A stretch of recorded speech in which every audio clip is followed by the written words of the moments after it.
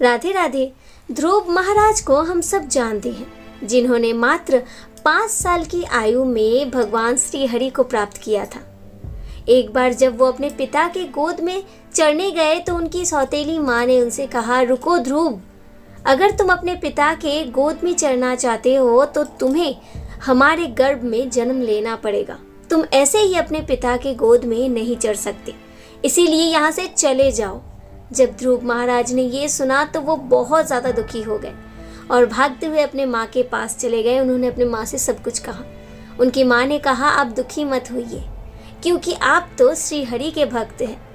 आपको आपके पिता की गोद में चढ़ने की आवश्यकता नहीं, आप श्री हरि के गोद में चढ़ना।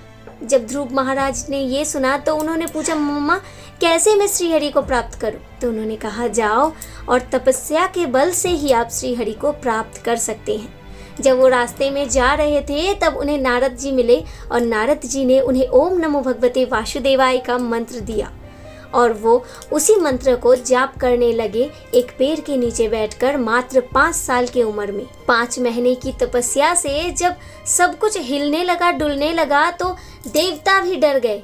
उन्होंने सोचा अब हम कैसे संभाले सब कुछ, तो वो भागते हुए श्री हरि के पास गए। उन्होंने कहा, नारायण ये हो क्या रहा है? तो उन्होंने कहा कि ये मेरे भक्त के तपस्या का प्रभाव है, जिस कारण से ये सब कुछ हो रहा है।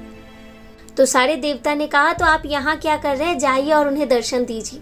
श्री हरि ने कहा, नहीं, आज मैं दर्शन देने नहीं, मेरे भक्त को दर्शन करने जा रहा हूँ।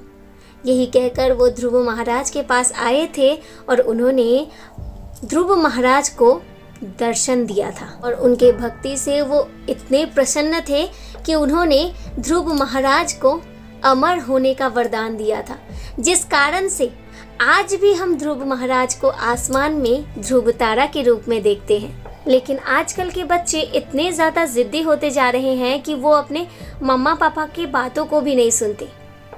ये चाहिए तो चाहिए।